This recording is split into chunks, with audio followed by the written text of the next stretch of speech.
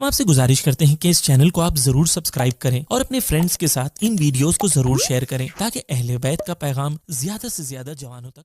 من الشیطان اللعین الرجیم بسم اللہ الرحمن الرحیم الحمد للہ والصلاة والسلام علی رسول اللہ وعلی آلہ آل اللہ لا سیما بقیت اللہ ولعنت اللہ علی اعدائہم اعداء اللہ من یومنا هذا الى لقاء اللہ اما بعد فقد قال اللہ يا أيها الرسول بلغ ما أنزل إليك من ربك وإن لم تفعل فما بلغت رسالته والله يعصمك من الناس إن الله لا يهدي القوم الكافرين الحمد لله الذي جعلنا من المتمسكين بولاية علي بن أبي طالب عليهم السلام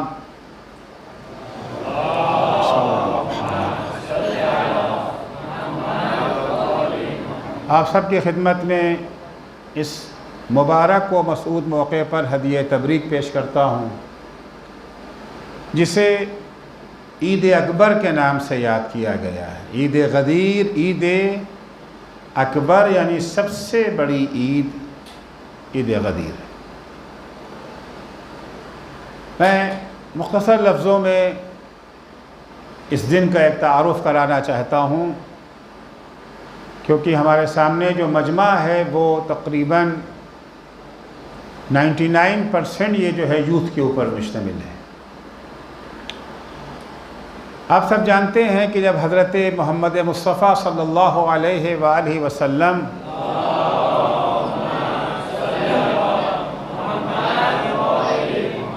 کی عمر 40 برس تھی، اس وقت اللہ جل شانہ نے انہیں لوگوں کی ہدایت کی ذمہ داری سونپی اور حکم دیا کہ آپ ہمارے بندوں کو راہ راست پر لانے کا کام شروع کر دیں۔ قرآن مجید کی آیتوں کا نازل ہونا شروع ہوا۔ 3 برس تک حضرت مخفی طور سے تبلیغ کرتے رہے۔ 3 برس کے بعد حضور نے کھلم کھلا علناً تبلیغ کا آغاز کیا۔ 10 برس تک کھلم کھلا مکے میں آپ نے تبلیغ فرمائی۔ ریاکشن، رد عمل اچھا نہ تھا۔ تھوڑے سے لوگ مسلمان ہوئے، ایمان لائے، بقیہ طرح طرح سے انہوں نے حضور کو ستایا، اذیتیں دیں، یہاں تک کہ حضور کو قتل کرنے کا منصوبہ بنا لیا۔ 10 سال تک مکے میں قیام کرنے کے بعد، علناً تبلیغ کرنے کے بعد حضور نے ہجرت اختیار کی اور مدینہ آ گئے۔ مدینہ میں آنے کے بعد تقریباً 6 برس تک حضور مدینہ میں رہے۔ 6 برس مدینہ میں قیام کرنے کے بعد عمرے کے ارادے سے آپ مدینہ سے باہر نکلے۔ مکے جانا چاہتے تھے عمرہ کرنے کے لیے، لیکن راستے میں کفار قریش نے روکا۔ قریب تھا کہ بھیانک جنگ چھڑ جائے، لیکن بہرحال جنگ نہ ہوئی اور صلح ہو گئی، جسے صلح حدیبیہ کے نام سے یاد کیا جاتا ہے۔ 2 سال کے بعد حضور نے پھر مکے کا رخ کیا۔ 2 سال کے بعد مکہ فتح ہو گیا۔ سن 8 ہجری میں فاتحانہ طور پر حضور اکرم مکے میں داخل ہوئے، خانہ کعبہ کی زیارت کی، اس کے بعد دوبارہ مدینہ پلٹ گئے۔ 2 سال اور حضور نے وہاں پر قیام کیا، یعنی سن 10 ہجری جب آ گئی تو حضرت نے اعلان کیا کہ میں حج کے ارادے سے مکے جا رہا ہوں۔ جسے مکہ حج کے لیے آنا ہے آ جائے، یہ خبر کا پھیلنا تھا۔ مسلمان جہاں جہاں تھے، جہاں جہاں تک یہ خبر پھیلی، گروہ در گروہ، جوک در جوک لوگ حج کے لیے مکے میں حاضر ہو گئے۔ حضور نے حج کیا۔ حج کرنے کے بعد حضور واپس آ رہے تھے کہ اس جگہ پر پہنچے جسے خم کہا جاتا ہے، جس کا نام خم ہے۔ یہ وہ جگہ تھی جہاں سے راستے 3 حصوں میں تقسیم ہو جاتے تھے۔ ایک راستہ مدینے کو جاتا تھا، ایک راستہ یمن کو جاتا تھا اور ایک راستہ عراق کی طرف جاتا تھا۔ حضور وہاں جب پہنچے تو خم کے مقام پر ایک تالاب تھا۔ غدیر عربی زبان میں تالاب کو کہتے ہیں، غدیر خم یعنی خم کا تالاب۔ تو خم کے تالاب کے پاس جب حضور پہنچے ہیں کہ اچانک جبریل امین آئے، اور آنے کے بعد یہ آیت لے کر کے آئے، یا ایھا الرسول بلغ ما انزل من ربک وَإِن لَمْ تَفْعَلْ فَمَا بَلَّغْتَ رِسَالَتَهُ وَاللَّهُ يَعْصِمُكَ مِنَ النَّاسِ إِنَّ اللَّهَ لَا يَهْدِي الْقَوْمَ الْكَافِرِينَ۔ یہ باتیں جو آپ کی خدمت میں عرض کر رہا ہوں، یہ سنی شیعہ دونوں کے ہاں یہ باتیں پائی جاتی ہیں۔ ایسا نہیں ہے کہ یہ کہانی صرف شیعوں کے ہاں ہو۔ سنی کتابوں میں بھی یہی واقعہ ہے، شیعہ کتابوں میں بھی یہی داستان ہے۔ یہاں پر اس موقع کے اوپر جب یہ آیت نازل ہو گئی تو حضور اکرم نے حکم دیا، جو آگے چلے گئے ہیں انہیں واپس بلایا جائے، اور جو پیچھے رہ گئے ہیں ان کے آنے کا انتظار کیا جائے۔ دیکھیے، تھوڑا سا اس آیت کے بارے میں کچھ باتیں آپ کی خدمت میں عرض کروں گا۔ شروع کہاں سے ہے؟ یا ایھا الرسول۔ پورے قرآن میں صرف 2 جگہ ہے جہاں حضور کو یا ایھا الرسول کہہ کے خطاب کیا گیا ہے پورے قرآن میں۔ ظاہر سی بات ہے کہ پروردگار جب الفاظ کا استعمال کرتا ہے تو بلا وجہ نہیں ہے، کہ قرآن مجید کا ایک چیلنج یہ ہے کہ اگر آپ قرآن میں کوئی ایک ایسا لفظ دکھا دیں جو غلط تو نہ ہو مگر نامناسب ہو، بہتر تھا کہ یہ لفظ نہ کہتے، یہ کہہ دیتے۔ بڑے سے بڑا مقرر، بڑے سے بڑا خطیب یہ دعویٰ نہیں کر سکتا، بڑے سے بڑا شاعر یہ دعویٰ نہیں کر سکتا کہ ہمارے شعر میں، ہماری تقریر میں ایک لفظ بھی ایسا نہیں ہے جس کے بارے میں آپ کہہ سکیں کہ اگر یہ نہ ہوتا تو بہتر تھا۔ یاسین والقرآن الحکیم، قرآن مستحکم کتاب ہے، اس میں کوئی جول نہیں پایا جاتا۔ تو جب قرآن کبھی یا ایھا یہ جو ہے مزمل کہتا ہے، کبھی یا ایھا المدثر کہتا ہے، کبھی طٰہٰ، کبھی یاسین، یہاں کے اوپر جو ارشاد ہوا ہے وہ یا ایھا الرسول۔ عرض کیا کہ پورے قرآن میں 2 جگہ ہے جہاں کے اوپر خطاب پیغمبر کو یا ایھا الرسول سے ہوا ہے۔ اتفاقاً دونوں آیتیں سورہ مائدہ ہی میں ہیں۔ یہ آیت بھی سورہ مائدہ کی ہے، یا ایھا الرسول بلغ، اور دوسری آیت جو ہے وہ بھی سورہ مائدہ کی ہے۔ یہ والی یا ایھا الرسول بلغ کا آیت کا نمبر ہے، یہ جو ہے 67، 67ویں آیت ہے، اور وہ آیت ہے 41، 41ویں آیت ہے۔ آیت کیا ہے؟ یا ایھا الرسول لا يحزنك الذين يسارعون في الكفر۔ اے رسول، بعض لوگ ہیں جو ایمان لانے کے بعد کافر ہو جاتے ہیں، بہت سارے افراد ہیں، کچھ مصلحتیں ہوتی ہیں، کچھ ضرورتیں ہوتی ہیں، کچھ مجبوریاں ہوتی ہیں۔ وسیم رضوی ابھی آپ کے سامنے کی مثال ہے۔ قرآن کہتا ہے یا ایھا الرسول لا يحزنك الذين يسارعون في الكفر من الذين آمنوا، وہ من الذين قالوا آمنا بافواہہم، جن لوگوں نے زبان سے کلمہ پڑھا ہے لا الہ الا اللہ محمد رسول اللہ کا، کہتے ہیں کہ ہم ایمان اللہ پہ لائے ہیں، ایمان رسول پہ لائے ہیں، یہ اگر تیزی سے کفر کی طرف آگے بڑھیں تو آپ کو غمزدہ ہونے کی ضرورت نہیں ہے۔ ایسے لوگ آتے جاتے رہتے ہیں، آپ کو پریشان ہونے کی ضرورت نہیں ہے۔ یہ زبان سے ایمان لائے ہیں، وَلَمْ تُؤْمِنْ قُلُوبُهُمْ، ان کا دل جو ہے وہ ایمان اس نے قبول نہیں کیا ہے۔ وَمِنَ الَّذِينَ هَادُوا سَمَّاعُونَ لِلْكَذِبِ، یا وہ یہودی جو بہت زیادہ جھوٹی باتیں سنا کرتے ہیں، وہ بھی اگر کفر کی طرف تیزی سے جا رہے ہیں تو آپ کو پریشان ہونے کی ضرورت نہیں۔ تو ایک مقام تو یہ تھا جہاں پر خطاب کیا گیا ہے یا ایھا رسول سے۔ دوسرا مقام یہ ہے یا ایھا الرسول بلغ ما انزل، اے رسول یعنی پیغمبر جو بھی اب اس کے بعد اعلان کریں گے وہ رسول کی حیثیت سے کریں گے، اس کا تعلق یہ جو ہے رسالت سے ہے، یہ کوئی معمولی بات نہیں ہے جس کی طرف پیغام، کوئی ذاتی اور شخصی معاملہ نہیں ہے، بلکہ یہ وہ معاملہ ہے جس کا تعلق رسالت سے ہے۔ یہ بہت ہی اہم امر ہے، پیغمبر جو اعلان کرنے جا رہے ہیں وہ رسالت کی حیثیت سے اعلان کریں گے۔ یا ایھا الرسول، اس کے بعد کیا ہے؟ بلغ، ایک ہوتا ہے پہنچانا اور ایک ہوتا ہے بڑے اہتمام کے ساتھ پہنچانا۔ بلغ سادہ پہنچانا نہیں ہے، اہتمام کے ساتھ اسے پہنچائیں، اتنے اہتمام سے پہنچائیں کہ سارے بہانے ختم ہو جائیں، کسی کو یہ کہنے کا موقع نہ ملے کہ جی میں نے تو نہیں سنا تھا۔ لہذا پیغمبر جو وہ آگے چلے گئے ہیں ان کو واپس بلا رہے ہیں، جو پیچھے رہ گئے ہیں ان کا انتظار کر رہے ہیں، یہ نہیں کہ بھئی تقریر کر دیں بعد میں لوگوں کو 10 لوگوں کو خبر ہوگی بقیہ لوگوں کو جا کر کے بتا دیں گے، نہیں، اہتمام کیا جا رہا ہے، انتظام کیا جا رہا ہے۔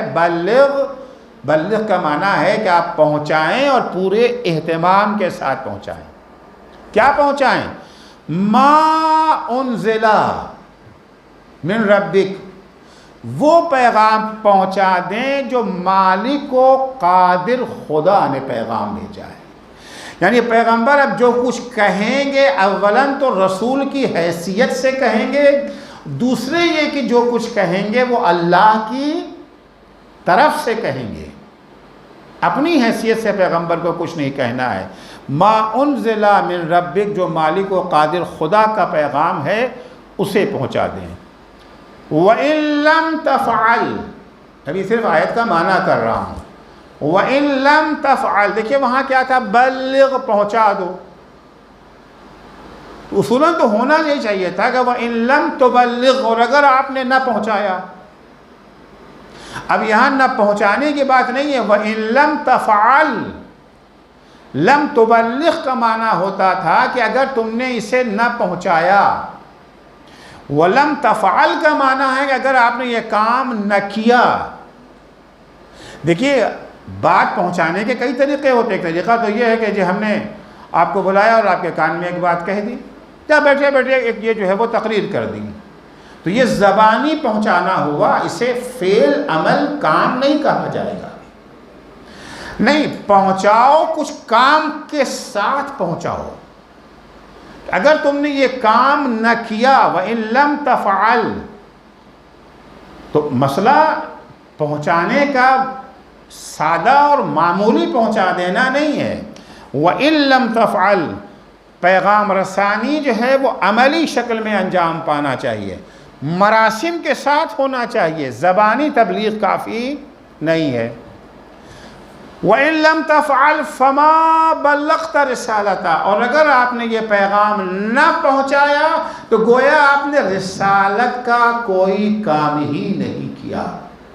یعنی یہ جو ما انزلہ ہے، جو جس کو پہنچانے کا حکم دیا جا رہا ہے، کوئی اتنی اہم چیز ہے، اتنی قیمتی چیز ہے جو رسالت کی ہم پلہ ہے۔ یعنی اگر یہ نہیں تو رسالت بھی نہیں، کوئی معمولی چیز نہیں ہے۔ نماز اسلام کا ایک حکم ہے، لیکن ایسا نہیں کہ اگر نماز نہیں تو پیغمبر کی یہ جو ہے نبوت بھی نہیں۔ روزہ بہت اہم ہے، لیکن روزے کے بارے میں بھی یہ نہیں ہے کہ اگر روزہ نہیں تو پیغمبر کی رسالت نہیں۔ ایسی کوئی چیز ہے، وہ کیا چیز ہے بھی عرض کروں گا، کیا چیز ہے وہ سمجھنا اسی کو ہے، کیا پہنچانا تھا۔ ان لم تفعل فما بلغت رسالتہ، اگر آپ نے یہ کام نہ کیا، یہ پیغام عملی طور پر نہ پہنچایا، تو گویا آپ نے رسالت کا کوئی کام کیا ہی نہیں۔ تو یہ چیز رسالت کی ہم پلہ ہے، رسالت کی ہم وزن ہے، برابر ہے یہ چیز رسالت کے۔ اس کے بعد قرآن کہتا ہے وَاللَّهُ يَعْصِمُكَ مِنَ النَّاسِ، پیغمبر ڈریے نہیں، اللہ آپ کو لوگوں کے شر سے بچانے والا ہے۔ اس کا مطلب ہے کہ پیغمبر کو ڈر محسوس ہو رہا تھا، خوف محسوس ہو رہا تھا. جبھی تو خدا کہہ رہا ہے کہ ڈریے نہیں. بھائی اگر کسی کو ڈر لگے گا تبھی تو کہا جائے گا, کوئی ڈریے گا نہیں. ابھی آپ سے کہا جائے ذرا باہر چلے جائیے روڈ تک اور آپ تھوڑا سا چہرے کا رنگ بدلنے لگے, ارے بھائی ڈرنے کی ضرورت نہیں ہے آپ کو, یہاں کچھ نہیں ہے. شیر وغیرہ ہے وہ بند ہے اندر, یہاں نہیں آنے والا ہے. پیغمبر کی سیرت اٹھا کر کے دیکھیں کہ پیغمبر کبھی ڈرے ہیں؟ اتنی جنگیں ساری پیغمبر نے لڑی ہیں, ہر جنگ میں صف اول میں رہتے تھے, چھپ کے پیچھے کہیں نہیں بیٹھے رہتے تھے.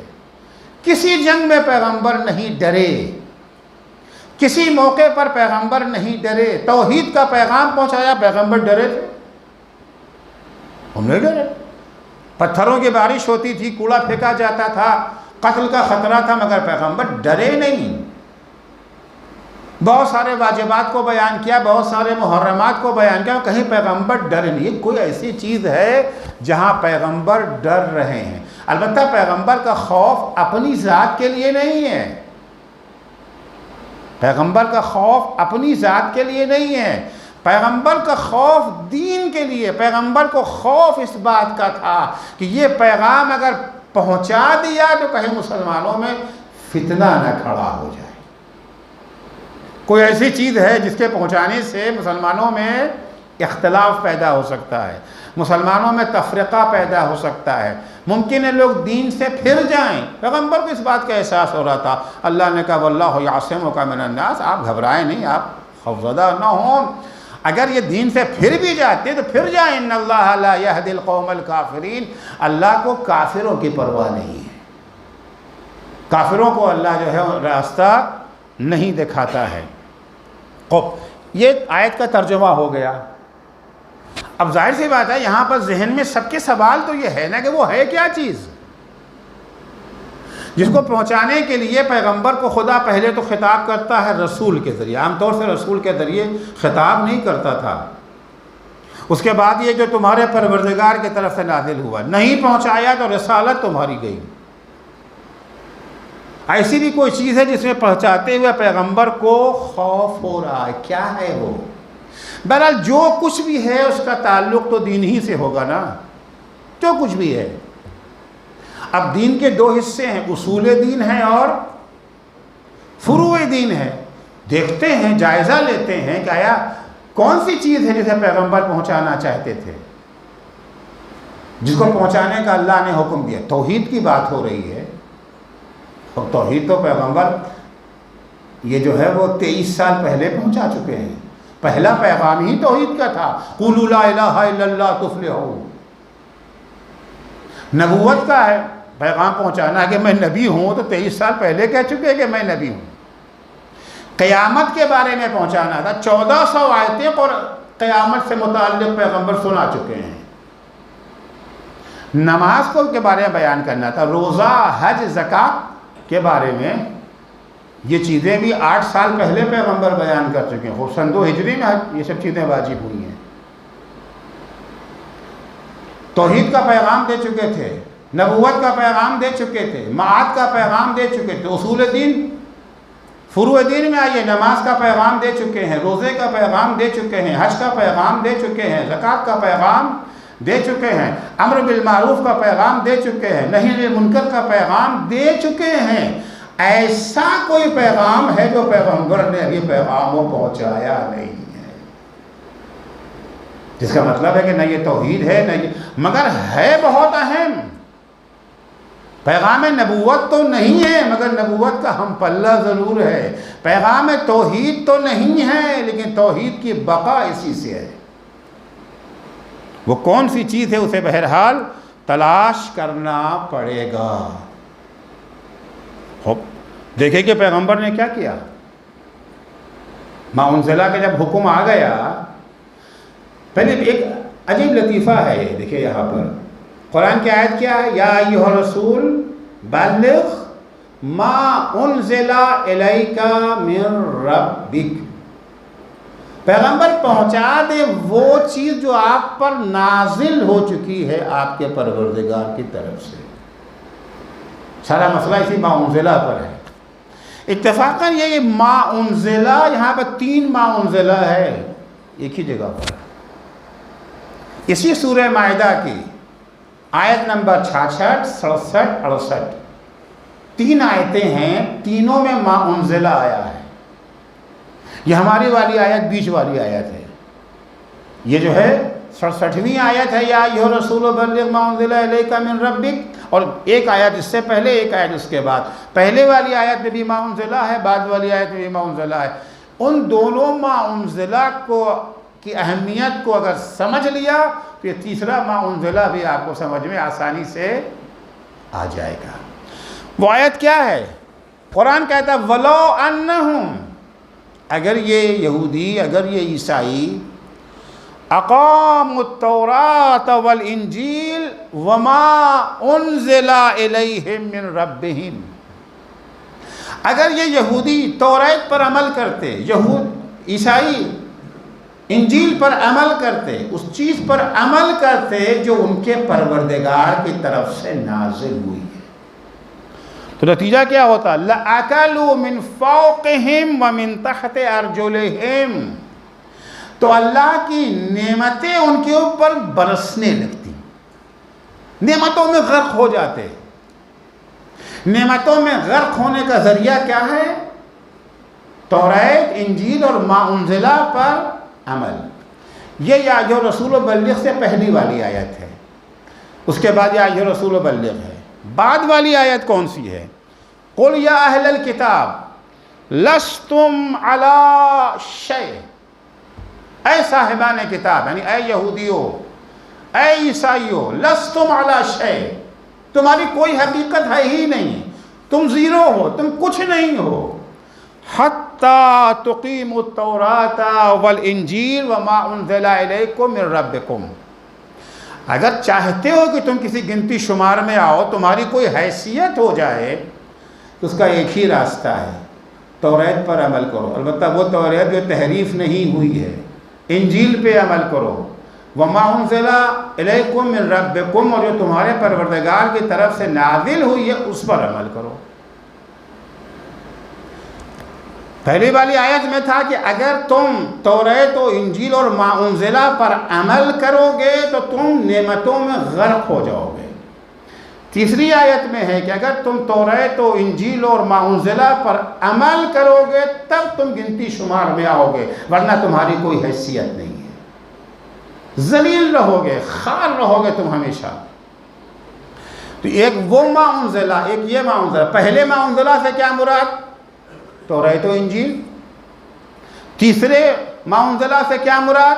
توریت و انجیل یعنی کتاب خدا، کتاب صامت خدا۔ اب جب یہ بیچ کا جو ما انزلہ آیا ہے یہ بھی تو اسی کے برابر کا ہونا چاہیے نا، جیسے وہاں کے اوپر مراد جو ہے ما انزلہ سے توریت و انجیل، یہاں بھی تو اس سے مراد جو ہے وہ کیا ہوگا؟ منصب الہی ہوگا۔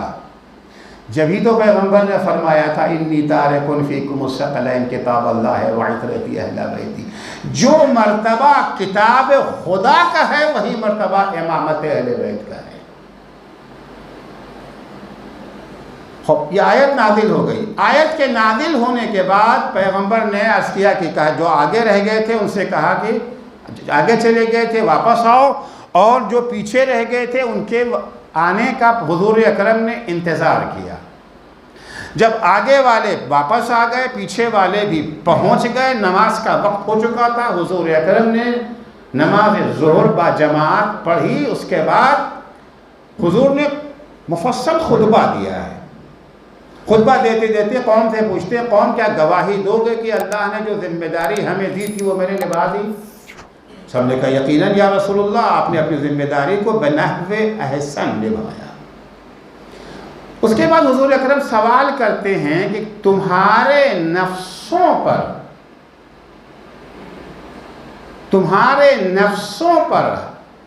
تم سے زیادہ ہمارا حق ہے یا نہیں؟ کیا مطلب اس کا ہوتا ہے؟ دیکھیے ہمیں اپنی ذات پر، اپنے نفس پر اختیار ہے نا، دل چاہے میں بیٹھوں، دل چاہے میں کھڑا ہو جاؤں، ہے نا، دل چاہے میں سو جاؤں، دل چاہے میں یہ جو ہے باہر چلا جاؤں، اختیار ہے نا۔ ہر انسان کو اپنی زندگی کا حق اختیار ہوتا ہے، جیسے چاہے وہ جیے، جب چاہے سوئے، جب چاہے اٹھے، جو چاہے کھائے۔ میں کبھی کبھی ہوتا کیا ہے کہ اپنی زندگی کے کچھ گھنٹے بیچ دیتے ہیں۔ جاب جب کرتے ہیں تو بیچ ہی تو دیتے ہیں نا۔ اب آفس پہنچ گئے، اب آپ کا اختیار آپ کے پاس ہے یا آپ کے باس کے پاس ہے؟ آپ جب چاہیں گے، آپ کا جو آفس ٹائم ہے، آپ جب چاہیں سو جائیں، ہو سکتا ہے، جب چاہیں کھڑے رہیں، جب چاہیں بیٹھیں۔ جب باس آپ چاہے گا، جب چاہے گا آپ کھڑے ہوں گے، جب چاہے گا باس آپ بیٹھیں گے۔ تو اب باس کا اختیار آپ کے اوپر آپ سے زیادہ ہے۔ حضور سوال یہ کر رہے ہیں امت سے، کیا میرا اختیار تم لوگوں کے اوپر تم سے زیادہ ہے یا نہیں؟ تمہاری مرضی ہے میدان سے بھاگ جانا، میری مرضی ہے میدان میں ڈٹے رہنا، کس کی بات مانی جائے گی؟ تم رمضان میں روزہ نہیں رکھنا چاہتے ہو، میں چاہتا ہوں کہ روزہ رکھو، کس کی بات مانی جائے گی؟ تم نماز نہیں پڑھنا چاہتے ہو، تم غیبت کرنا چاہتے ہو، میں چاہتا ہوں کہ غیبت نہ کرو، کس کی بات مانی جائے گی؟ سب نے جواب دیا یا رسول اللہ، یقیناً آپ کا اختیار ہمارے اوپر، آپ کا اختیار ہم سے زیادہ ہے۔ جب حضور اکرم نے یہ اعتراف لے لیا، جب یہ اعتراف لے رہے تھے، اسی وقت مولا علی کو بلا کر کے ہاتھ پکڑ کے علی کا اتنا اٹھایا کہ یہ بغل کی سفیدی ظاہر ہو گئی۔ سب کے سامنے ہاتھ اٹھائے ہوئے پوچھ رہے ہیں، بتاؤ میرا اختیار تمہارے نفسوں پر تم سے زیادہ ہے یا نہیں؟ جب سب نے اعتراف کر لیا کہ ہاں آپ کا اختیار ہمارے نفسوں پر ہم سے زیادہ ہے، ظاہر سے بات ہے جس کا اختیار کسی کے اوپر زیادہ ہوتا ہے وہی حاکم ہوتا ہے۔ حاکم ہی تو ہے نا کہ اس کا اختیار زیادہ ہوتا ہے۔ اب وہ حاکم چاہے 8 گھنٹے کا ہو، چاہے حاکم 24 گھنٹے کا ہو، چاہے 8 گھنٹے کا ہو، چاہے 24 گھنٹے کا ہو۔ حضور نے جب اعتراف لے لیا تو حضور نے فرمایا، دیکھو ہم سب کا مولا اللہ ہے، سب کا اختیار اللہ کے ہاتھ میں ہے۔ اللہ کے بعد یہ اختیار نبی کے ہاتھ میں ہے۔ اللہ مولا ہے، اللہ کے بعد میں مولا ہوں۔ اس کے بعد فرماتے ہیں من کنت مولاہ فہذا علی مولا، جس کا میں مولا ہوں اس کے یہ علی مولا۔ تو ما انزلہ پہنچا دیجئے۔ کیا پہنچایا پیغمبر نے؟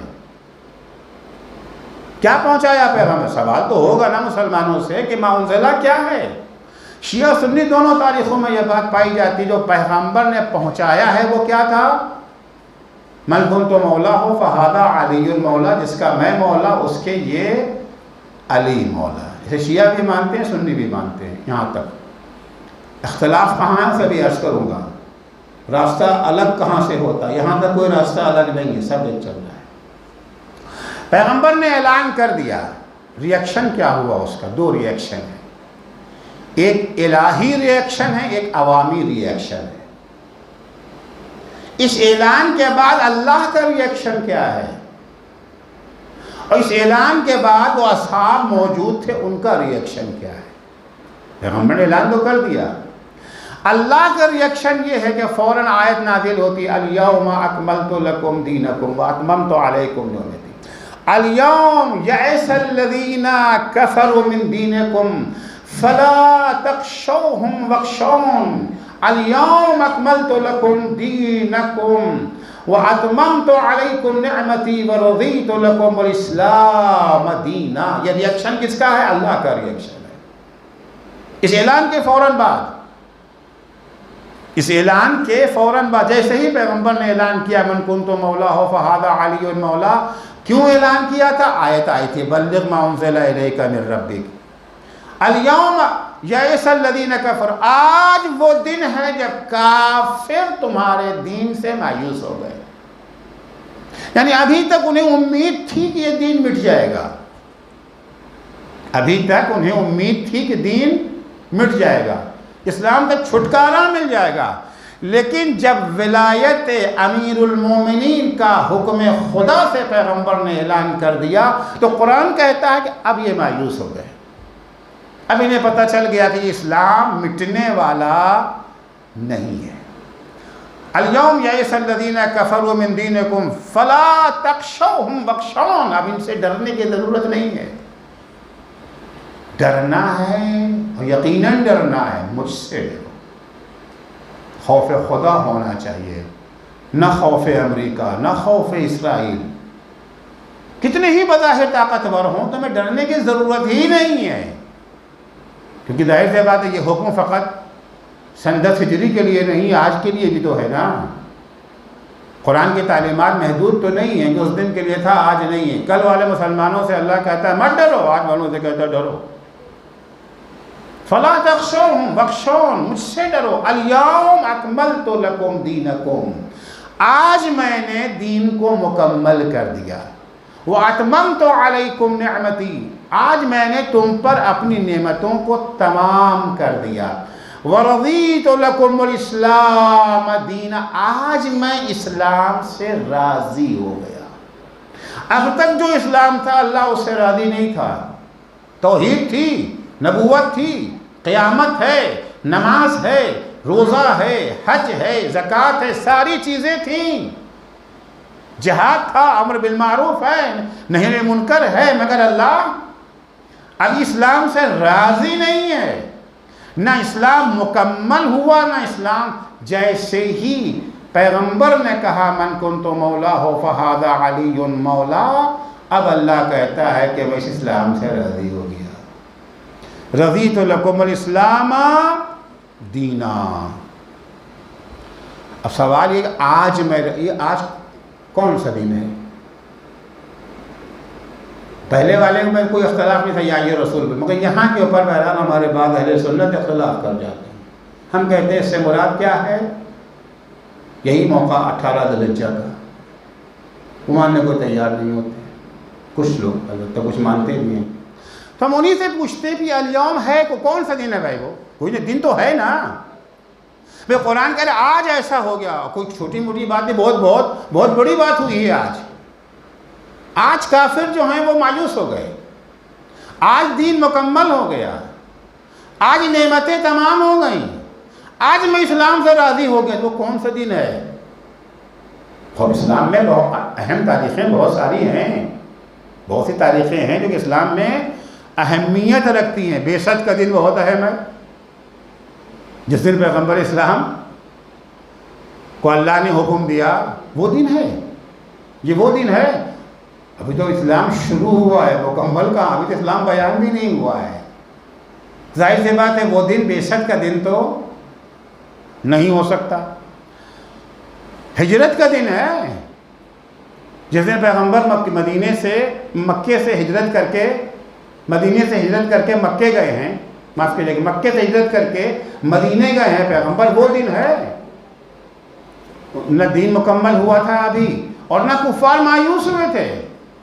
ابھی جو کفار کے حوصلے بڑھے تھے، حوصلہ بڑھانا ہوتا تو بدر میں کیوں آتے، احد میں کیوں آتے، اتنی ساری جنگیں کیوں لڑتے؟ مایوس آدمی لڑتا ہے جنگ. مایوس تو حملہ نہیں نہ کرتا، مایوس پر حملہ ہو سکتا ہے، مایوس خود کسی پر حملہ خود نہیں کرتا. تو نہ یہ بعثت ہے، نہ یہ ہجرت ہے. پھر کون سا موقع یہ ہو سکتا ہے؟ بہت سی جنگوں میں پیغمبر کو کامیابی ملی ہے، بہت سی جنگوں میں پیغمبر کامیاب ہوئے ہیں. کیا جس دن پیغمبر جنگ بدر میں جب پیغمبر کامیاب ہوئے تھے کہ وہ دن ہے؟ ابھی بدر میں کفار مایوس تو نہیں ہوئے تھے. مایوس ہوتے تو احد میں کیوں آتے؟ تو یہ وہ جنگیں جو ہیں جس میں پیغمبر کو فتح ہوئی ہے، کامیابی ہوئی ہے، وہ بھی نہیں ہو سکتی. فتح مکہ کا دن ہے، بہت اہم ہے فتح مکہ کا دن. جس دن مکہ فتح ہوا، کیا یہ وہ دن ہے الیوم یئس الذین کفروا من دینکم، کہ کفار یہ جو ہے مایوس ہو گئے؟ نہیں، یقیناً فتح مکہ کے بعد کفار کے حوصلوں میں کمی تو آئی تھی، مگر مایوس نہیں ہوئے تھے. حنین تو اس کے بعد ہوا ہے نا، معرکہ حنین اس کے بعد ہوا ہے. حوصلے پست ہو گئے تھے، مگر امید یہ تھی ٹھیک ہے جب تک پیغمبر زندہ ہیں تب تک یہ اسلام چلے گا، مرنے کے بعد ختم ہو جائے گا کیونکہ ان کی اولاد بھی نہیں ہے۔ تو ابھی کفار مایوس نہیں ہوئے ہیں، بس ایک ہی دن ایسا ہے جس کے بارے میں یہ کہا جا سکتا ہے کہ یہ وہ دن ہے جس دن کفار مایوس ہو گئے، یہ وہی دن ہے جسے ہم عید غدیر کے طور پر مناتے ہیں۔ جب انہوں نے دیکھا کہ پیغمبر نے اپنے بعد کے لیے اپنی امیدیں تھی کہ پیغمبر کی آنکھ بند ہو جائے گی تو ظاہر سی بات اسلام ختم ہو جائے گا، ٹکڑوں میں بڑھ جائے گا، اولاد تو کوئی ہے ہی نہیں، کیونکہ عام طور سے اولاد جانشین ہوا کرتی تھی، اولاد ہی نہیں ہے، کون سنبھالے گا ان کے دین کو۔ لیکن جب اعلان ولایت علی ہو گیا، کون علی؟ جس سے بڑا کوئی شجاع نہیں، جس سے بڑا کوئی عالم نہیں، جس سے بڑا کوئی منتظم نہیں، جس سے بڑا کوئی ایڈمنسٹریٹر نہیں، جس سے زیادہ سوجھ بوجھ والا کوئی انسان نہیں ہے۔ اگر کسی کے بزنس کو، کاروبار کو سنبھالنے کے لیے ایسی شخصیت مل جائے تو لوگ اس کاروبار سے پر امید ہوتے ہیں یا مایوس ہوتے ہیں؟ اس کی تباہی سے مایوس ہو گئے۔ الیوم یئس الذین کفروا من دینہم۔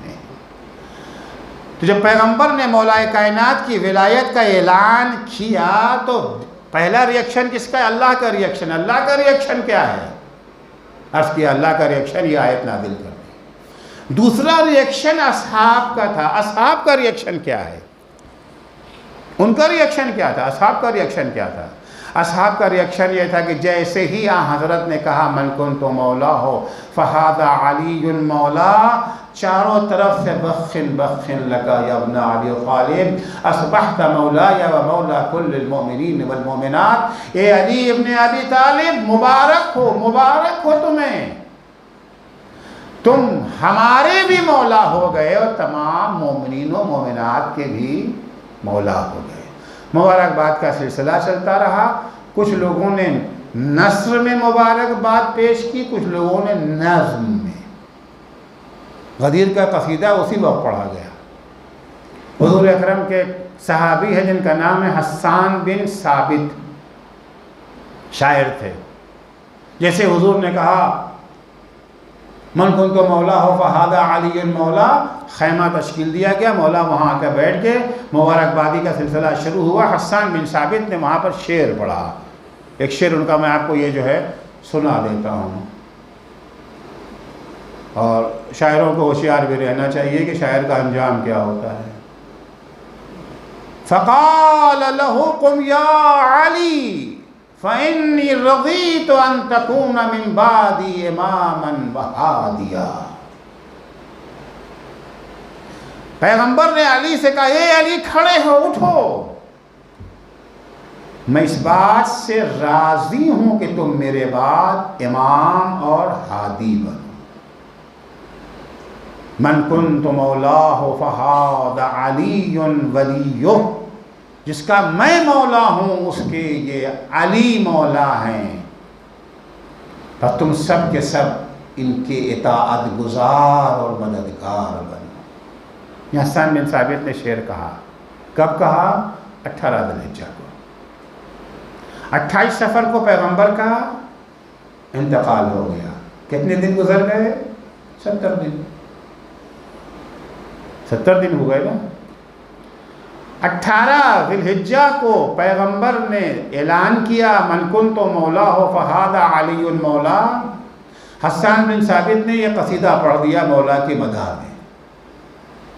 70 دن کے بعد پیغمبر کا انتقال ہو گیا۔ 70 دن کے بعد جو پیغمبر کہہ کے گئے تھے وہ نہیں ہوا، ہوا کچھ اور۔ یہی حسان بن ثابت جنہوں نے میدان غدیر میں مولا کا قصیدہ پڑھا ہے، 70 دن کے بعد کسی اور کا قصیدہ پڑھنے لگے۔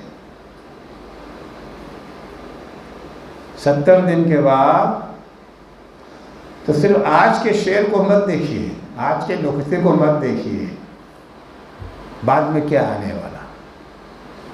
اب مسئلہ یہ ہے کہ میں نے عرض کیا کہ یہاں تک تو شیعہ سنی سب مانتے ہیں، بات یہاں پر آ کر کے اٹک جاتی ہے کہ مولا کا معنی کیا ہے۔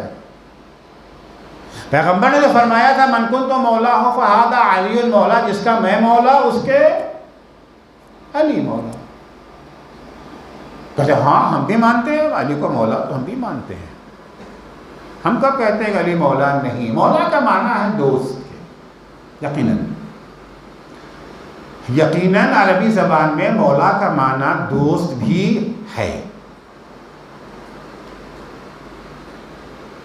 وہ کہتے ہیں یہاں پر مولا کا معنی کیا ہے؟ دوست کا معنی ہے. اردو میں ضرب المثل ہے، کہتے ہیں کھودا پہاڑ نکلا چوہا. کھودا پہاڑ نکلا چوہا. آپ دیکھیں پورا یہ جو ہے سیناریو میں نے آپ کے سامنے پیش کر دیا نا. پورا قصہ کیا ہے، کیسے آیت نازل ہوئی، کیسے آیت بلیغ آئی، کیسے آیت اکملت لکم دینکم آئی، کیسے پیغمبر نے لوگوں کو روکا، کیسے پیغمبر نے خطبہ دیا. اتنا سارا اہتمام، اور اس کے بعد اعلان کیا ہو رہا ہے؟ جس کا میں دوست ہوں اس کے علی دوست ہے. معمولی عقل رکھنے والا آدمی بھی اگر ایسا کام کرے گا تو لوگ اس پر ہنسیں گے. آپ ایک مہینہ جو ہے پبلسٹی کرے، بڑی اہم بات کہنے والا ہوں میں، اگر یہ بات نہ سنا تو کچھ نہیں سنا، اگر یہ ہوا تو تمہارا دین بھی خطرے میں. ہر کچھ ہونے کے بعد کیا کہا؟ جی جس کا میں دوست ہوں اس کے میری بھائی بھی دوست ہیں. کون سے کہنے کے بعد قرآن اس سے پہلے کہہ چکا ہے انما المؤمنون اخوہ، مومن ایک دوسرے کے بھائی ہیں. بھائی کا رتبہ بڑا ہے یا دوست کا بڑا ہے؟ پیغمبر اخوت کا رشتہ بیان کر چکے ہیں. اگر معنی مولا کا معنی دوست کا تھا تو جب حسان بن ثابت کہہ رہے تھے فقال له قم یا علی فانی رضیت ان اکون من بعدی اماما وہادیا، اے علی میں راضی ہوں اس بات سے کہ تم امام اور ہادی بنو. تو پیغمبر کو کہہ دینا چاہیے تھا نا. حسان جھوٹ کیوں بول رہے ہو؟ میں نے کب کہا ہے کہ علی امام ہے؟ میں نے تو فقط اتنا ہی کہا ہے نا کہ علی دوست ہے بس. امام اور ہادی تم نے کہاں سے لگا دیا؟ نہ پیغمبر نے اعتراض کیا نہ صحابہ نے اعتراض کیا حسان بن ثابت کے شعر کے اوپر. اس کا مطلب تو یہی ہے نا کہ مولا سے جو معنی پیغمبر نے مراد لیا تھا، جو معنی اصحاب سمجھے تھے، وہ دوست نہیں ہے، وہ امام اور حاکم اور ہادی تھا.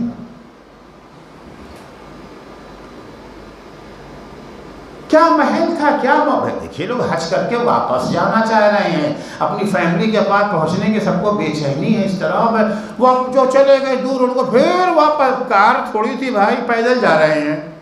کسی کو 2 میل واپس بلا لے کتنا مشکل ہے اس کے لیے. 2 میل 5 میل 10 میل سے لوگوں کو واپس بلا رہا. جلتی ہوئی دھوپ میں سب کو روکے ہوئے ہیں کہ وہ بھی آ جائیں، یہ بھی آ جائیں، وہ بھی آ جائیں. لوگوں کو جانے کی جلدی الگ، اور بعد میں اعلان کیا ہوتا ہے وہی کھودا پہاڑ نکلا چوہا. اتنا سارا ہنگامہ، بات کچھ بھی نہیں.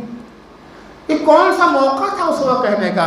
کہتے نہیں. دیکھیے قصہ یہ تھا کہ جب حضرت علی علیہ السلام کو پیغمبر اکرم نے بھیجا تھا یمن کی جنگ کے لیے، تو یمن کی جنگ تو مولا نے جیت لی تھی، اور وہاں کے اوپر جو غنیمت کا مال ملا تھا، تو تقسیم غنائم پر مسلمان سپاہیوں کو کچھ اعتراض ہو گیا تھا. علی سے ناراض ہو گئے تھے، خفا تھے علی سے. اس خفگی کو دور کرنے کے لیے پیغمبر نے چاہا کہ اعلان کر دیں. اچھا بھائی خفا کون تھا؟ کون تھا خفا؟ جو یمن کی جنگ میں گئے تھے وہی تو خفا تھے نا. تو جو خفا ہیں ان کو سمجھایا جاتا ہے یا سارے قوم کو سمجھایا جا رہا ہے؟ جو خفا ہیں ان کو روک لیتے، ان کو بلا لیتے. یہ ساری قوم کو جلتی ہوئی دھوپ میں 1.25 لاکھ حاجیوں کو کیوں روکا جا رہا ہے؟ یہ یمن والے ناراض کیوں تھے؟ صحیح بات پہ یا غلط بات پر؟ اگر یا تو علی کا عمل صحیح تھا یا غلط تھا، 2 حال سے خالی تو نہیں نا ہے، یا صحیح یا غلط. اگر علی کا عمل صحیح تھا تو یمنیوں کو ڈانٹنا چاہیے تھا، نہ کیا کہ دوستی کا اعلان کرنا چاہیے تھا. بتانا چاہیے تھا نا ان کو نا بھائی علی نے جو کچھ کیا صحیح کیا. وہ تو کہا نہیں. اور اگر علی کا عمل غلط تھا تو علی کو ڈانٹنا چاہیے تھا. یہ تو اب انعام دے رہے ہیں نا کہ کام بھی علیہ باللہ علی نے غلط کیا، اور آپ کہہ رہے ہیں جس کا میں دوست ہوں اس کے علی دوست ہیں. جو اصل جھگڑا تھا اس کا تو کوئی تذکرہ ہی نہیں یہاں کے اوپر ہو رہا ہے.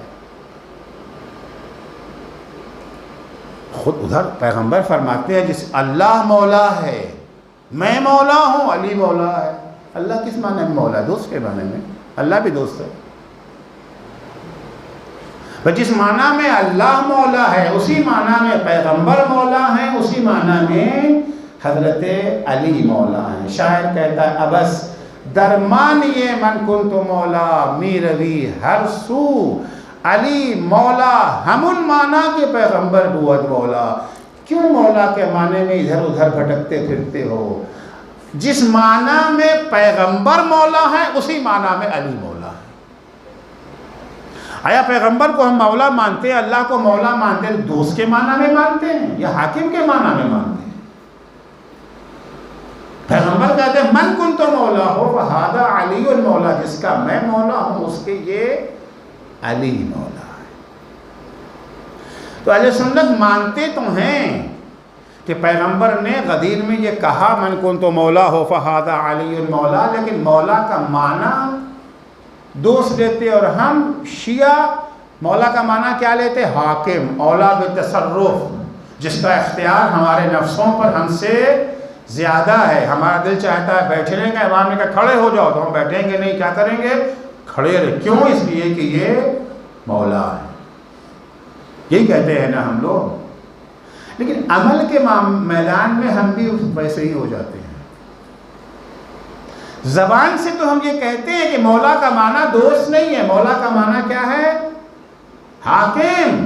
لیکن جب عمل کی باری آتی ہے تو ہم ولایت کو محبت کا معنی کرنے لگتے ہیں. ہم مولائی کسے کہتے ہیں؟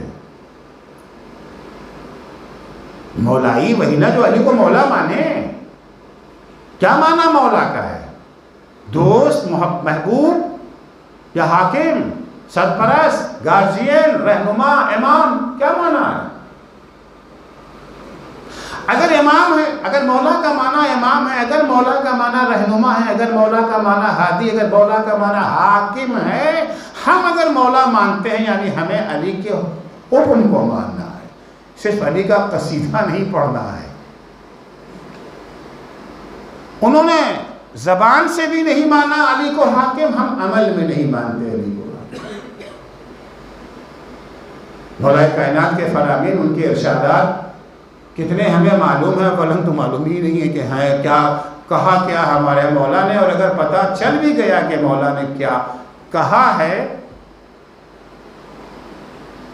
جس ولایت کو ہم نے مانا لیا محبت، وہی سب ساری بات وہی بات آ گئی. بھائی مولا اور ولایت کا روٹ ایک ہے. مولا یعنی ولایت والا، ولایت کا مالک. تو جو معنی ولایت کا ہوگا وہی معنی مولا کا ہوگا. اگر ولایت کا معنی محبت ہے تو مولا کا معنی بھی دوستی ہوگا، کچھ نہیں ہوگا. لیکن اگر مولا کا معنی، اگر ولایت کا معنی حکومت ہے، اگر مولا ولایت کا معنی قیادت ہے، لیڈرشپ ہے، تو مولا کا معنی بھی حاکم ہو، قائد ہوگا. اہل بیت علیہ السلام نے جو معنی سمجھا ہے ولایت سے، خدا نے جو سمجھایا ہے، پیغمبر نے جو سمجھایا ہے، وہ ولایت لیڈرشپ کے معنی میں ہے، قیادت کے معنی میں، حکومت کے معنی. پیغمبر پانچویں امام محمد باقر علیہ السلام فرماتے ہیں بنی الاسلام علی خمس، اسلام کی 5 بنیادیں ہیں، 5 فاؤنڈیشن ہیں اسلام کی. الصلاۃ والزکاۃ والصوم والحج والولایہ. 5 بنیادیں کیا ہیں؟ نماز، زکوٰۃ، روزہ، حج اور ولایت. وَمَا نُودِيَ بِالشَّيْءٍ كَمَا نُودِيَ بِالْوِلَایَةِ. 5 بنیادیں تو ہیں، ان 5 میں سب سے زیادہ جس کی اہمیت ہے وہ ہے ولایت. کیونکہ جتنے اہتمام سے اللہ نے ولایت کا اعلان کیا ہے اتنے اہتمام سے کسی چیز کا اعلان نہیں کیا. نماز کا اعلان ہوا 100-200 کے درمیان، روزے کا اعلان ہوا 100-200 کے درمیان، کوئی لاکھوں کے درمیان، ہزاروں کے درمیان. صرف ولایت ہے جس کا اعلان 1.25 لاکھ حاجیوں کے درمیان ہوا ہے. مگر امام فرماتے ہیں اخذوا 4 وتركوا هذه، ان 5 میں سب سے زیادہ اہمیت اس چیز کی ہے وہ ولایت ہے. مگر افسوس یہ ہے کہ لوگوں نے نماز تو لے لیا، روزہ تو لے لیا، حج تو لے لیا، زکوٰۃ تو لے لیا، ولایت کو چھوڑ دیا. کون سی ولایت کو چھوڑ دیا؟ دوستی والی ولایت یا حکومت والی ولایت؟ دوستی کی ولایت تو کسی نے نہیں چھوڑا ہے. اب 2-4 یزید و شمر و معاویہ کو نکال دیجئے، ورنہ عام طور سے اہل سنت بھی دوست تو رکھتے ہی ہیں نا. آپ کسی سنی سے جا کے پوچھ لیجئے کہ آپ جو ہیں وہ علی کو دوست رکھتے ہیں کہ نہیں رکھتے، کیا جواب دے گا آپ کو؟ ہے کوئی سنی کہنے والا کہ میں علی کا دشمن ہوں؟ یار کروڑوں کی تعداد میں اہل سنت ہے نا. بس کہ 2-4 کی بات میں نہیں کر رہا ہوں، 2-4 تو ہر جگہ ہر طرح مل جاتے ہیں، لیکن عام طور سے 99.99% کوئی ہے کہنے والا کہ میں علی کا دشمن ہوں. سبھی دوستی کی بات کر. پھر امام کیا کہہ رہے ہیں؟ ترکوا حدیث کو چھوڑ دیا، چھوڑ دیا حکومت والی ولایت.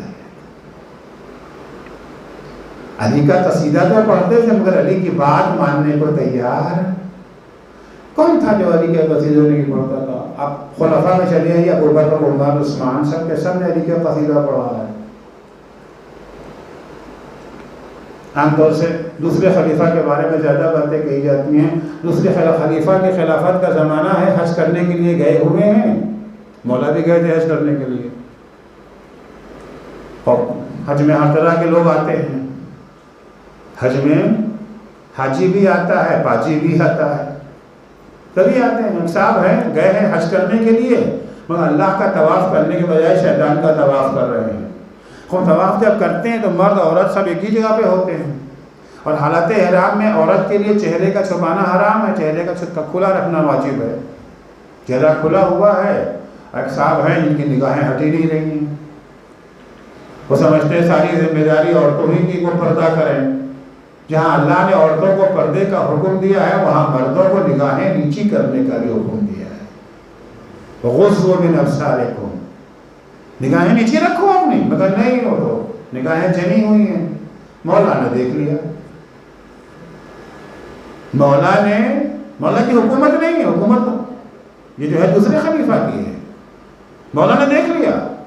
اب دیکھ لیا، جرم ہو رہا ہے. وہ ہمارے جیسے تو مولا ہے نہیں ہوا کرے ہم سے کیا مطلب، ہو جائے جہنم میں، ہم سے کیا مطلب. ہمیں تو کوئی احساس ہی نہ ہوتا. گناہ ہو رہا ہے ہونے دو، ظلم ہو رہا ہے ہونے دو، ہم سے کیا مطلب ہے. نہیں، علی ہے نا. کیونکہ اسلام خود غرضی کا دین نہیں ہے. اسلام یہ دین نہیں ہے کہ تم جنت میں چلے جاؤ دوسرے جائیں جہنم. نہیں، خود بھی جنت میں جاؤ، دوسروں کو بھی جنت میں لے جانے کی کوشش کرو. خود بھی جہنم سے بچو، دوسروں کو بھی جہنم میں جانے سے روکو. یا ایھا الذین آمنوا قوا انفسکم واہلیکم نارا التی وقودها الناس والحجارہ. اے صاحبان ایمان، خود بھی جہنم میں جانے سے بچو، اپنے کنبے فیملی کو بھی بچاؤ. مولا نے دیکھ لیا. اب مولا نے دیکھا ہے بھائی، ایک تھپڑ جو علی نے مارا، اسی وقت لگایا تھپڑوں کو، آنکھوں سے خون اتر آیا. علی کا ہاتھ ہے بھائی، تھپڑ علی کا کوئی معمولی تھپڑ تھوڑی ہے. چہرہ اس سے گئے خلیفہ کے پاس شکایت لے کر کے. حضور بتائیے کیا کعبے میں بھی امن نہیں رہ گیا؟ ہوتے ہیں نا بعض افراد، اب کعبے میں بھی امن نہیں رہ گیا. آپ کعبے میں حرکتیں وہ کرے، کوئی بات نہیں ہے، تھپڑ نہ پڑے، کیا ہو گیا؟ تو دیکھیے ہم کو انہوں نے کیا، کس نے مارا؟ علی نے مارا. اکھم بخت. رآک عین اللہ وضربک ید اللہ. عین اللہ نے دیکھا، ید اللہ نے مارا، تو میرے پاس کیا کرنے آیا ہے؟ وہ بھی عین اللہ کہہ رہے ہیں، وہ بھی ید اللہ کہہ رہے ہیں.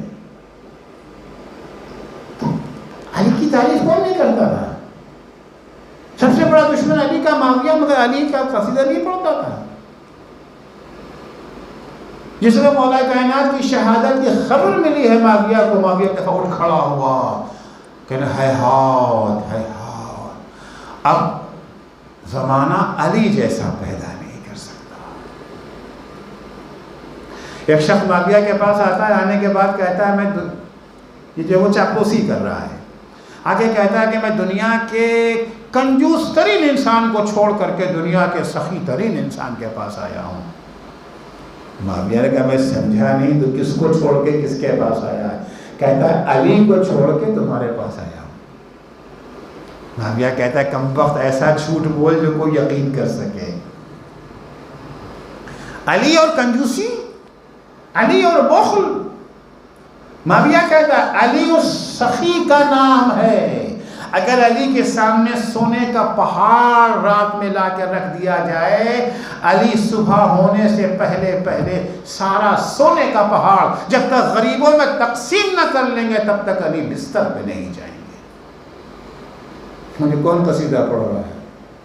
قصیدہ ہے کہ نہیں ہے؟ مدح علی ہے کہ نہیں ہے؟ کون پڑھ رہا ہے؟ معاویہ پڑھ رہا ہے.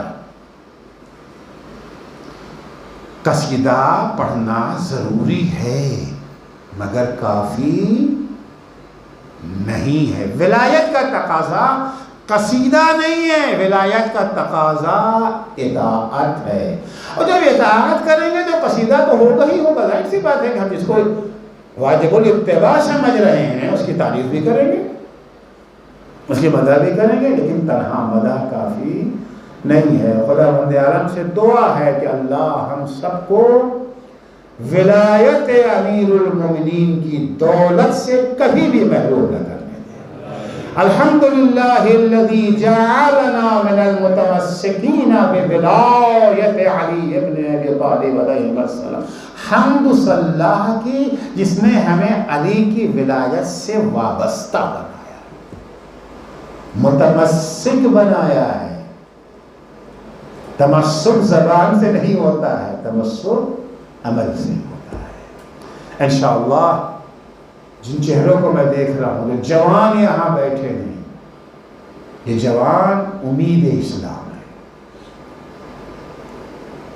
یہ جوان علی کی مدح خوانی بھی کریں گے، مدح سرائی بھی کریں گے، اور علی کے راستے پر بھی چلیں گے، علی کے نقش قدم پر بھی چلیں گے، علی کی اطاعت گزار بھی، علی کو شکایت کو ختم کر دیں گے جو علی کو اپنے زمانے میں شکایت تھی. مولا آرزو کرتے واللہ لبدت ان معاویہ صرفنی بکن صرف الدینار بالدراہم. جو علی کے آگے پیچھے تھے علی علی علی کر رہے تھے. مولا فرماتے خدا کی قسم میری دلی خواہش ہے کہ معاویہ تمہارے بارے میں درہم و دینار کا سودا ہم سے کر دے. درہم و دینار کا سودا یہ ہوتا تھا کہ ایک دینار دیتے تھے تو 10 درہم ملتا تھا. ایک دینار کا 10 درہم، اسے 1 روپے کا 100 پیسہ، تو 1 دینار کا 10 درہم. مولا فرماتے تھے کہ 1 دینار جب دیا جاتا ہے یا جب 10 درہم دیتے تو 1 دینار ملتا ہے. وہی معاملہ معاویہ تمہارے بارے میں کہ اخذ منکم 10 وعطانی منہم واحدہ، تم میں سے 10 لے کر کے اپنے میں سے 1 ہمیں دے دیتا. بڑا حیرت انگیز جملہ ہے. تم میں سے، یہ جو علی علی بھی کر رہے ہیں، 10 لے جائے 1 اپنے میں سے دے دے. کیا خصوصیت ہے ان لوگوں میں؟ ان لوگوں میں خصوصیت یہ ہے کہ وہ معاویہ صرف کرتے نہیں، معاویہ کی بات بھی مانتے ہیں. تم علی علی کرتے ہو، علی کی بات نہیں مانتے. مولا کا شکوہ یہی تھا اپنے زمانے سے. یہ جو ہمارے نام لینے والے ہیں یہ ہماری بات نہیں مانتے. انشاءاللہ یہ نوجوان مولا کا یہ شکوہ دور کر دیں گے. یہ مولا کے قصائد بھی پڑھیں گے، مولا کی ثنا خوانی بھی کریں گے اور مولا کی فرما برداری اور اطاعت بھی کریں گے۔ خدا بندہ تجھے واسطہ ہے محمد و آل محمد علیہ السلام کا، ہم سب کو دین کو سمجھ کے اس پر عمل کرنے کی توفیق عنایت فرما۔ بار الہ دن بدن عشق امیر المومنین، محبت اہل بیت ہمارے دلوں میں بڑھتی رہے۔ خدایا ہمیں تعلیمات آل محمد سمجھنے کی اور سمجھ کے عمل کرنے کی توفیق عنایت فرما۔ بار الہ صدقے میں اہل بیت اطہار علیہ السلام کے جو مومنین و مومنات بیمار ہیں ان سب کو شفائے کاملہ عاجلہ عنایت فرما۔ شیعیان حیدر کرار، محبان اہل بیت اطہار، زائران سید الشہداء، عزاداران مظلوم کربلا جہاں کہیں بھی ہوں ان کی جان مال عزت آبرو کی حفاظت فرما۔ بار الہ مراجع کرام اور رہبر معظم انقلاب اسلامی کی حفاظت فرما۔ امام زمانہ کے ظہور میں تعجیل فرما۔ جب حضرت کا ظہور ہو تو ہمارے اعمال ایسے ہوں کہ ہم ان کے اصحاب و انصار میں شمار ہو سکیں۔ اللہم عجل فی فرج مولانا صاحب الزمان واجعلنا من اعوانہ